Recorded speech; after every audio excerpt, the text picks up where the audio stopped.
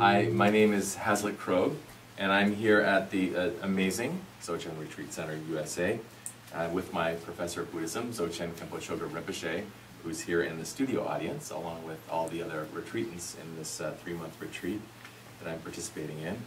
And Khenpo has asked me to teach today on why the natural law of karma is infallible. So in order to answer why karma is infallible, I'm going to break the subject down in journalism style using the investigation of the 5 W's and 1 H, which are who, what, when, where, why, and how. So first I'm going to talk about who creates karma. 2, I'm going to talk about what is karma. 3, when does karma come to fruition. 4, where is karma stored. 5, why does karma exist. And 6, why is it that karma is infallible? Well, karma is actually like one of the most deep and vast topics that one can ponder. And there's no way I can completely answer all these questions in 9 minutes, but I'm going to start speaking a little bit faster. And you can also contact me, and I'll come teach about Dharma in your town. So I'd like to start with a quote from the Buddha Path, which is a concise guide for how to actually practice Buddhism in a juicy and authentic way. The Buddha Path has a wonderful summary of karma, and it says, all that I perceive is the creation of my mind. Acting with bad intention results in my suffering. Acting with good intention results in my happiness. And the natural law of karma, cause and effect, is infallible. So that's a pretty amazing set of statements if you're not familiar with Buddhism. And I recommend that you contemplate these ideas as often as possible. So to the first question, who creates karma? The answer to that is actually very simple. Every present moment thinking that you have creates karma. Your present moment thinking creates your karma. My present moment thinking creates my karma. Barack Obama's present moment thinking creates his karma. It doesn't matter what your belief system, every single moment of thinking that any sentient being has is creating karma, and that karma can be either positive or negative. So second, what in tarnation is karma?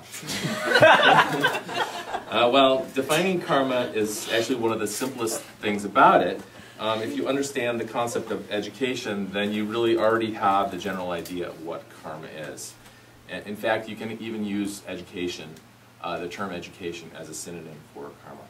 Karma is a Sanskrit term, and it has really entered into English because of various television shows and teachings that have come over from Asia. But it's usually misunderstood or mistranslated as like some kind of payback or action or something. So really, the true meaning of Dharma, translated into English in accord with Buddha's teachings, is that it's the power of my thinking, it's the energy of my thinking, it's the memory of my thinking, it's the habit of my thinking, it's the imprint of my thinking. So let me repeat that, and please recite along with me this time. My karma is the power of my thinking, my karma is the energy of my thinking, my karma is the memory of my thinking, my karma is the habit of my thinking, my karma is the imprint of my thinking.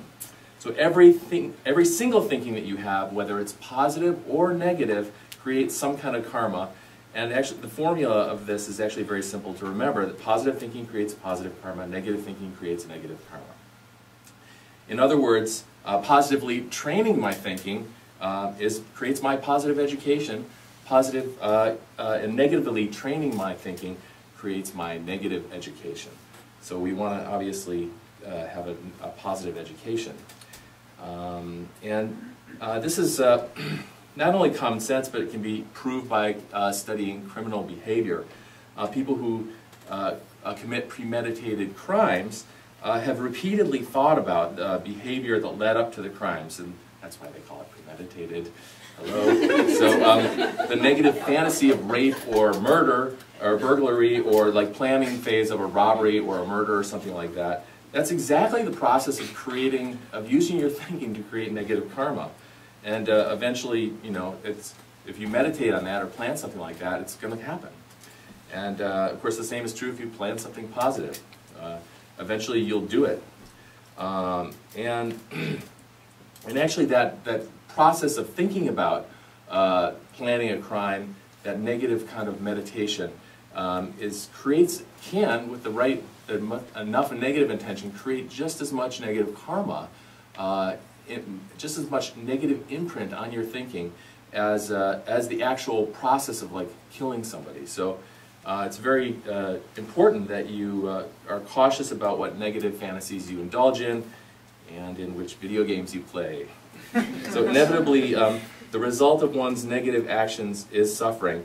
Any happiness that a criminal may feel during their planning or execution of a crime is not true happiness. It's just some kind of temporary, ignorant happiness that they are creating for themselves.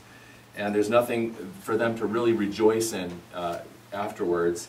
What remains is simply this imprint, this negative karma, and the sort of negative influences that they've radiated out to all other beings, particularly the people that they interacted with.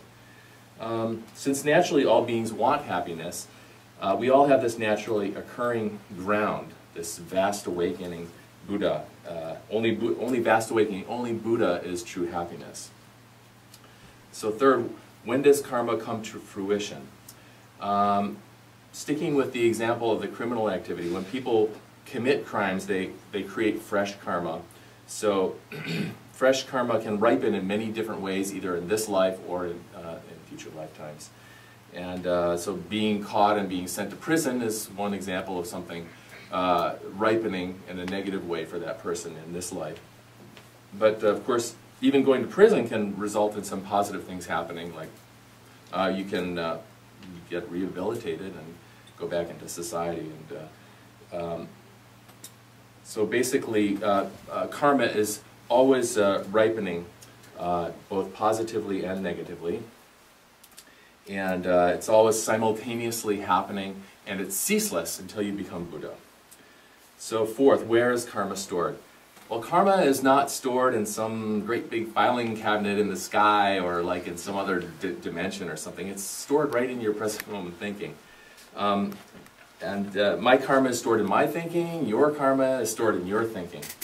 And Barack's, of course, is stored in his thinking. So, so karma and thinking are not two different things, actually. They are one thing with different qualities. The main thing that actually separates your thinking and karma is that with thinking, you've got free will. Karma is kind of operating behind the scenes. So, but we don't say that there's any predestiny. If you can read your karma, you can predict things, but your thinking always has the power to override that. You can always like antidote your negative karma and avoid some kind of negative experience that could potentially arise from it. So we definitely have free will with our thinking. And then fourth, where is the karma? Fifth, why does karma exist? So this question sounds kind of like a kid asking their parent, "Daddy, why is the sky blue? Where does the sun shine? Why does the sun shine? And you know, why are there countless galaxies in a single deep space image from the Hubble telescope?" And it's all those wonderful questions that kids come up with. And well, karma is a natural law of karma, cause and effect. So a cause is the reason something happens, and an effect is the thing that happens as a result of the cause. And